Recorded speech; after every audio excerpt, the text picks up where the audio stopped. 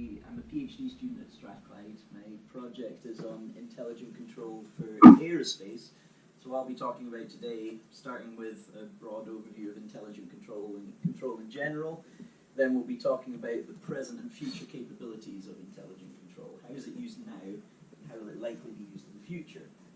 So a little bit about myself. I did my master's degree at Strathclyde as well in aeromechanical engineering, which doesn't have a whole lot to do with computational intelligence, but in my fourth year project, which was with Dr. Riccardi, my now PhD supervisor, I was looking at reinforcement learning for optimal control. So quite a few of you have probably seen the classic cart pole balancing problem. That was my fourth year project, and then I continued that project in my master's year. What I'm currently looking into is, as I said, intelligent control in aerospace, and more specifically, onboard spacecraft control. So how can we have an intelligent control system with the limited processing power and storage on board and physical space on board a spacecraft? Also robustness against uncertainties. Since we largely don't know about space, we want to be able to have a spacecraft that can navigate safely in these environments.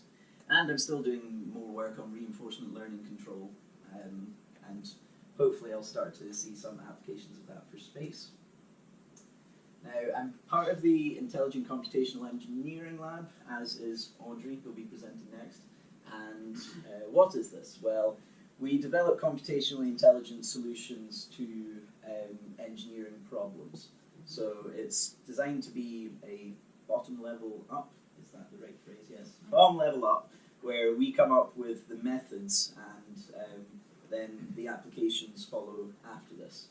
So there's a wide range of people in the ICELab. We have engineers like myself, we have computer scientists, mathematicians that come from a variety of backgrounds, and so we have quite a few areas of expertise. So there's contact details up there. Please do visit our website, and if you like our presentations, then we'll have more interesting news about this and other things in the future, hopefully. Okay, so let's start off by saying what intelligent control is. The problem with intelligent control, as with many things in artificial intelligence, is it became a rather trendy term that got thrown about and used in situations that are entirely not intelligent control. But as it was defined by George Saradis, the so-called founding father of intelligent control, it is the interaction of three disciplines, which is artificial intelligence, automatic control, and operations research. So an intelligent control system consists of all three of these. If it's missing a component, then it is not an intelligent controller. So starting off with artificial intelligence, this is likely the bit that we're all most familiar with, using aspects of human intelligence to incorporate reasoning into a control system. This is specifically what artificial intelligence is for control. I do not want to start a discussion on what it is in general, but we want to use some sort of anthropomorphic technology in our control system. So this can be in the form of neural networks, fuzzy logic, evolutionary algorithms. Any sort of artificial intelligence technique you can think of is probably at some point being incorporated into a control system. Automatic control is the study of autonomous machine operation without human intervention, and this is important because we often want machines to just work without us having to constantly monitor them. You can see a sort of robotic arm there, which might make you think of a sort of car assembly line. We want those machines to just do their job continuously and not need constant maintenance. So that's what automatic control is about. And operations research concerns efficient planning and decision making based on analysis. So you can do this using intelligent techniques, for example, but making good decisions and doing this effectively with analysis. This is what makes up intelligent control. Now I'm going to go way back to basics and give a brief introduction to control in general, just so that we're hopefully all on the same page about that. What control is where we want to drive the process to effectively attain a pre-specified goal, which is a very broad definition, but that's because control is an incredibly broad field. So I tried to illustrate this in simple terms, not overly simple terms, but at the top what we see is how we can design a control system if we assume we know the system dynamics perfectly. So there you might design an open loop controller where you say, these are the control actions we'll take, go do those actions. So in the example here, we want to get the plane to a certain height, and we know that if we tilt the controller back for 3 steps, it will get to that height, and then we can stop. That's fine. However, the system is never going to be exactly as we predict. There are always going to be slight changes in it, and so it is probably better to sense the state of the aeroplane and use this to define the control scheme. This is what is the case in feedback or closed loop control, where the amount that we're tilting the joystick is actually dependent on the height of the plane with respect to where we want it to be. Oh, come in. So here we see it as a function, so tilting back if h is less than 0 and staying neutral otherwise. The advantage of this is more capable of dealing with slight changes in the environment than the top one, because there we assume we know the system perfectly. If the system doesn't behave as we want, it's not going to do as we want. So that's the first step towards getting adaptivity in control systems. This is how we write that in control theory using block diagrams. So an open loop controller, where the controller has no knowledge of what's actually going on in the system, it just does the actions on it. And in feedback control, where the state of the system is fed back to the controller and it uses this information. So this will be very, very basic to anybody who knows any control theory, but bear with me, we're almost past it. So missing out all the steps in between over the last century, what we've ended up at, looking towards getting to intelligent control, is we now have adaptive control systems which are used when the environment itself changes. So in an adaptive control scheme, the controller parameters will be updated online, and this is useful in case the environment changes over time. The controller we designed for the environment at the start might not be as good at the end, and so we want it to update. Similarly, for learning control, the controller will store information about the system, and this will affect how it controls. So this might be used where we know very little or nothing at all about the system. We might have absolutely no knowledge about its dynamics, and we're going to have to accumulate that information online while we're controlling it. So it's shown fairly crudely at the bottom there. This is the feedback control system, but in addition to that, we've got this adaptation learning mechanism, which could be intelligent but isn't necessarily, because as I mentioned before, for something to be an intelligent controller, it needs these 3 elements. So there are ways that you can analytically define an adaptive controller that is not intelligent, as it does not incorporate some artificial intelligence. So that's it for the basic definitions. Talking more about why we want to use intelligent controllers. It's particularly useful for environments which are very difficult to model, as I said, environments where we might know nothing about the dynamics, or ones which have incredibly large uncertainties. They're so uncertain to the point that the conventional methods we have of dealing with these uncertainties fall apart completely. We might also want to improve system performance over time, so increase the efficiency of systems or learn new things about it as it goes on, and also, as I said previously, minimizing human intervention. We want these things to operate autonomously. So in the little picture there you see an example of a smart grid. This is a very good example of where we might want to use intelligent control. It's difficult to model. There's so much going on that it would be impossible to model it. It has very large uncertainties. As we all know, smart grids are all about incorporating renewables, and they're very uncertain in terms of their output and how they behave. Improving performance over time, we might want to make the system more efficient. We always want to be operating as efficiently as possible. And minimizing human intervention. In my mind anyway, in a power system, human intervention generally means something has gone badly wrong. And we don't want those things to go wrong. We want the system to be able to keep ticking over, and we want our lights to stay on. So that's why we use intelligent control. And very broadly speaking, these are the ways that intelligent control is used currently, which have varying levels of intelligence. So at the top, estimating uncertainties. This is not an incredibly intelligent approach, but it still uses all the 3 methods that we described earlier. And then finally, at the highest level of intelligence, you have goal-directed decision-making, which is quite a almost human way of looking at control problems.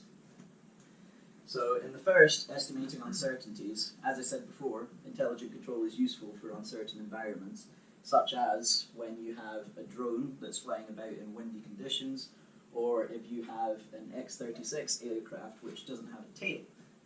Not having a tail is very useful for reducing drag, but is incredibly unstable and difficult to control, so you want to have an intelligent controller that's able to deal with the various uncertainties in, for example, aerodynamic parameters, environmental parameters, things like that.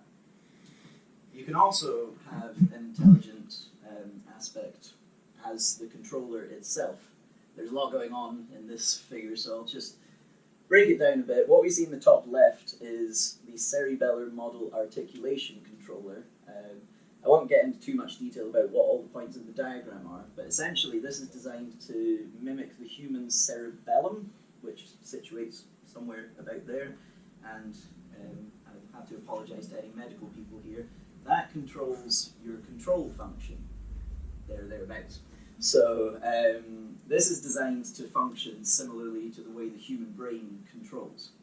And just an example of the way this is used.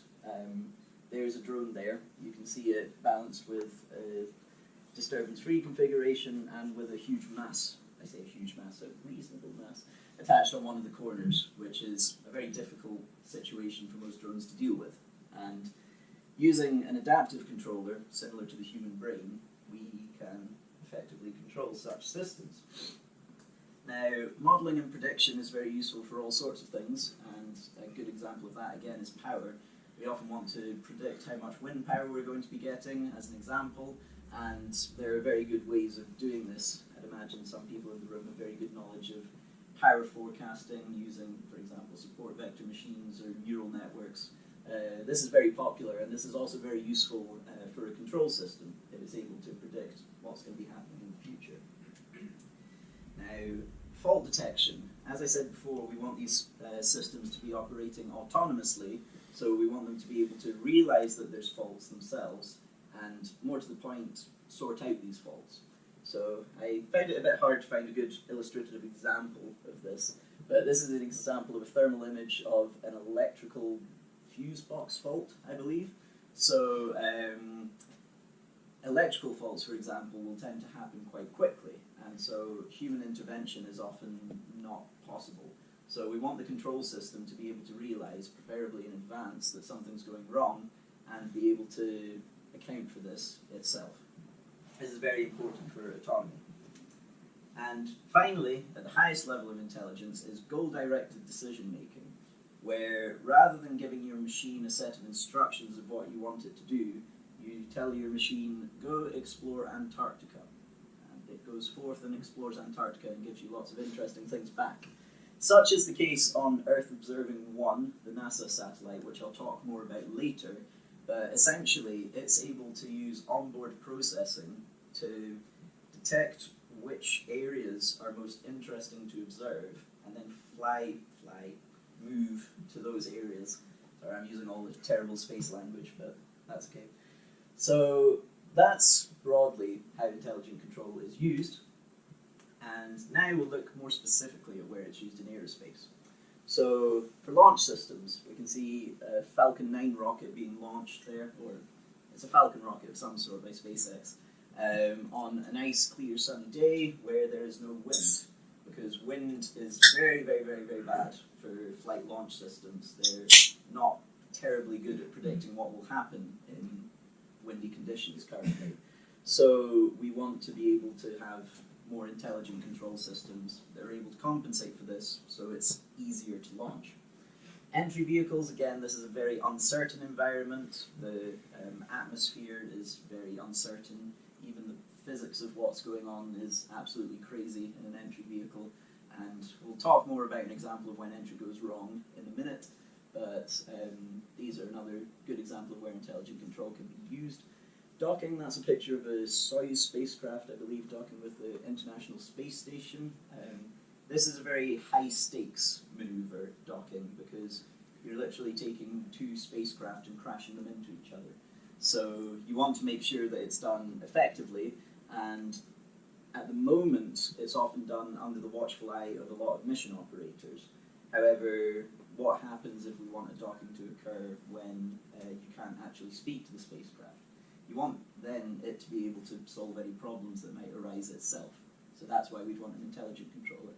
And finally, for attitude and orbit control, there we see the Dawn spacecraft, looking at those two big rocks. Its attitude and orbit control is important, mainly, like I said, for goal-directed decision-making. When the spacecraft wants to get close to something, look at something, it needs to orient itself in such a way. And working out how it should do that requires a little bit of intelligence. So looking at a few specific examples now, this is a representation of an X-33 reusable launch vehicle. It is an artist concept because that launch vehicle never got made for a variety of reasons, but it was intended as a demonstrator for future reusable launch vehicle technologies, and the technologies that were developed for it actually, in terms of control, were really interesting and quite useful. So with a reusable launch vehicle, unlike a perhaps single stage one, this has quite a few more challenges in terms of control. You're not designing for one mission, you're designing for several missions, ideally, and you want the design time in between missions to be not very long. For the space shuttle missions, every single new mission you're essentially designing it, well, not quite from scratch, but you had to start designing it again, and this was a problem because that takes a lot of time.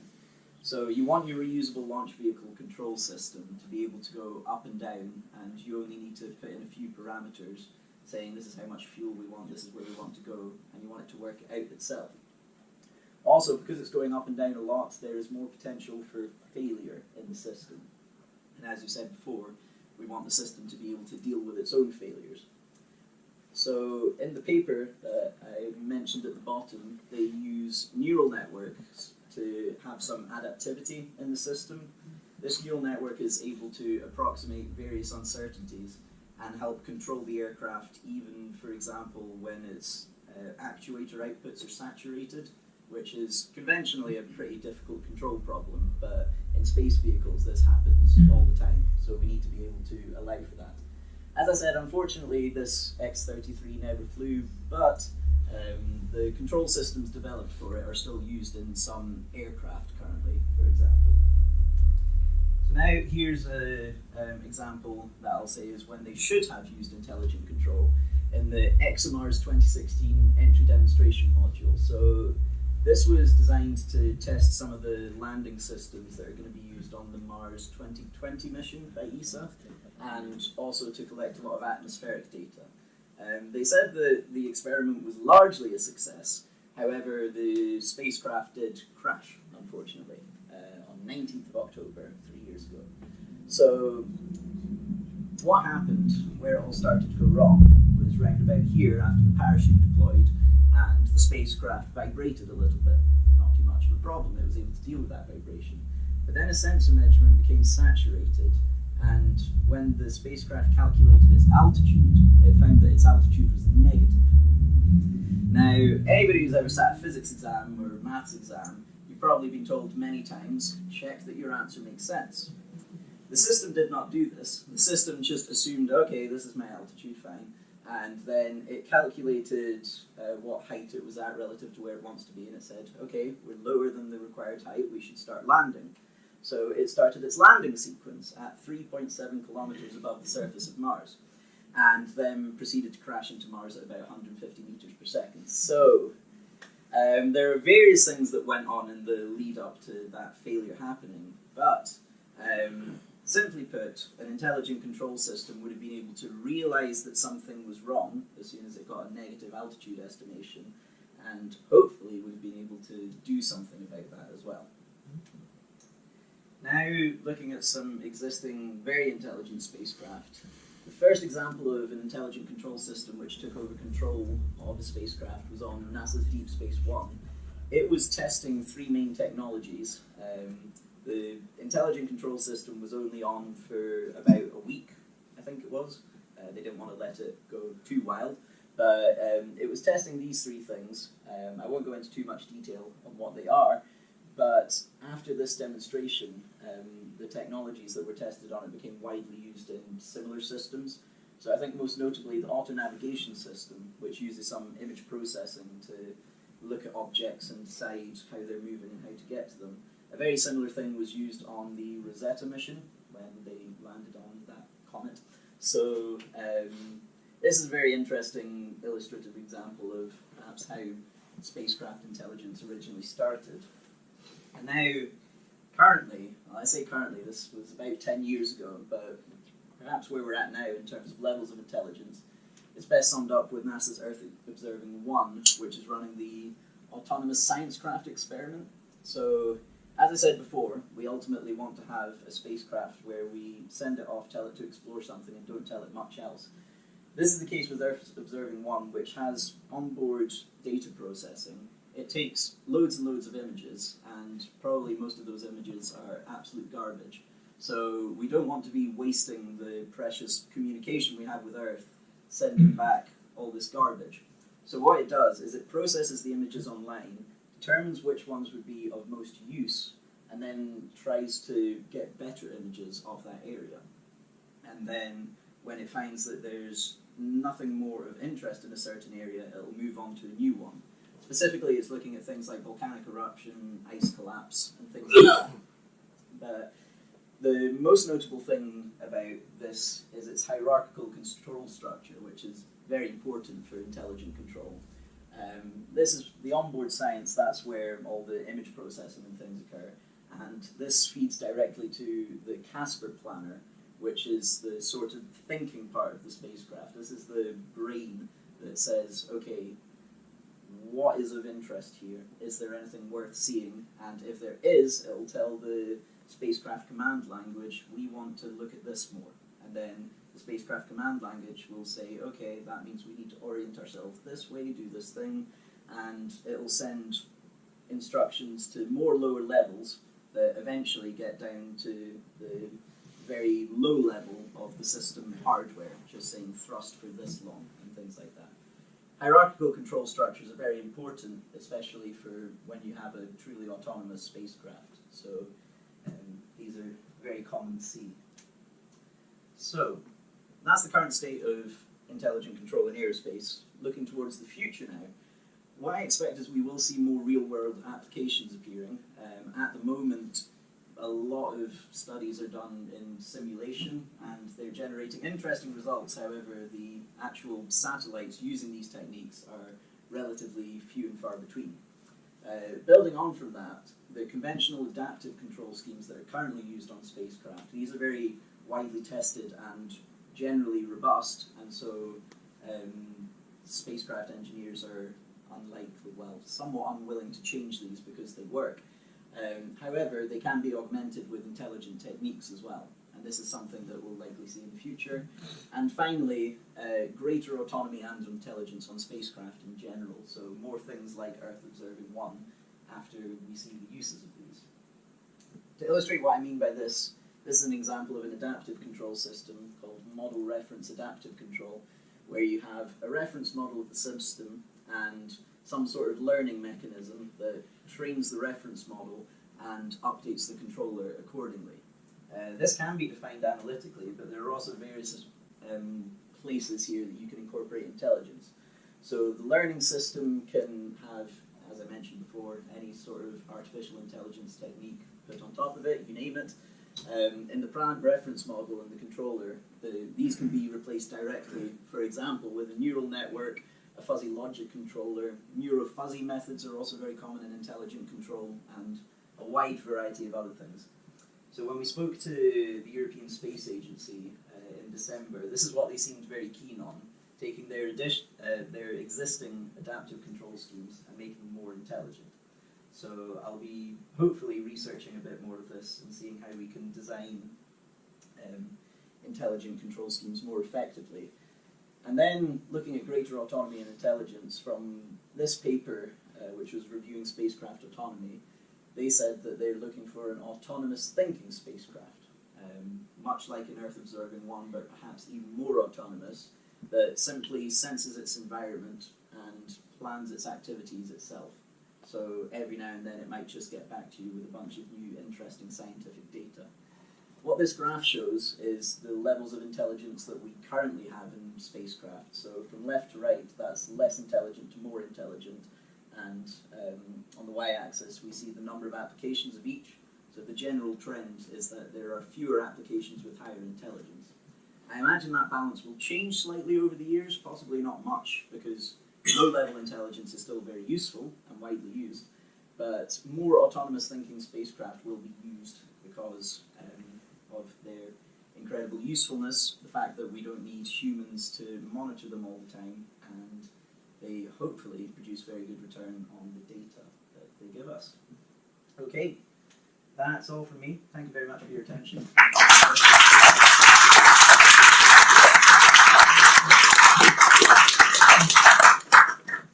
Any questions for Callum? We've got a few minutes. One of the things that obviously automation is positive for is where you've got many things needing monitored and many humans having to do it.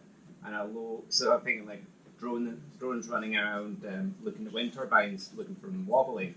But when you're spending hundreds of millions to put a satellite into orbit, do you think the cost-benefit ratio there is as good? Okay. Yeah, that's an interesting point, and it's probably one of the reasons that spacecraft are only slowly starting to get intelligence incorporated. They're quite conservative, and so they tend to stick with, their less intelligent systems.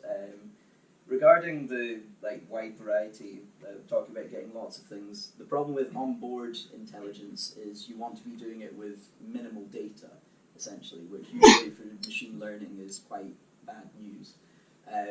But as for the cost-benefit analysis, I reckon that in the future we'll see situations where the data does not need to be processed by as many people. So we'll just be getting the best scientific return on it directly from the spacecraft, and that the reduction in man hours there.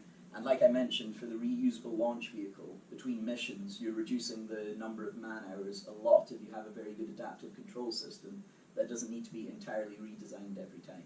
So I don't know the numbers on it, but I'd imagine that it can be beneficial in terms of cost to have an intelligent controller. Yes? If you could just go back to slide 14. Yes? I don't remember the exact words. Yes. Here, so the NASA Earth Observing 1. So it says processes images on board to determine their scientific value. Yes? Is there enough processing power in general to carry out this round the clock as it keeps moving orbiting? Or? Apparently. I'll take their word for it in the paper. I'd imagine it's not quite the same level of processing that you'd see. So it's not going to be at the top level of image processing techniques that you see on the ground. It'll be much lower level things. However, it's still able to have very rudimentary classifiers that will say something like, this volcano is erupting, this ice is breaking, something like that. So, and obviously, as artificial intelligence in general moves on, the amount of processing power required can also decrease somewhat. So, yeah, the onboard processing isn't particularly extensive. It's nothing particularly revolutionary in terms of image processing, but the way in which it's used throughout the whole system, the way it defines how it plans its actions and everything like that, that's what I think is the more interesting, perhaps, aspect of the control system. But yeah, we actually spoke at the European Space Agency looking at, they were trying to do image processing for so looking at Mars and things like that and processing images there and using that to decide landing missions and things. And they realised that just the amount of data you need to collect, you need to do a whole separate mission just to get there and look at everything and process it all. So they realised that wasn't worth it at all. But for something more simple like this, yeah. Cool, thank you very much. Yeah.